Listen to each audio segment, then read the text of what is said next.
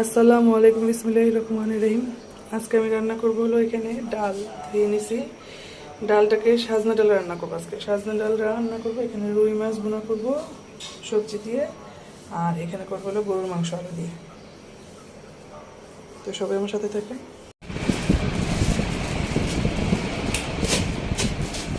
তো আমার দুপুরের জন্য রান্নাবাড়া করা শেষ হলো, এখন আমরা লাঞ্চ করবো।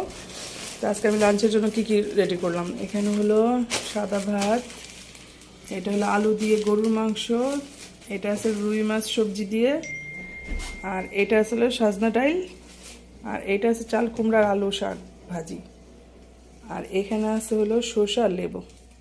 তো আজকে আমার দুপুরের আয়োজন এগুলোই।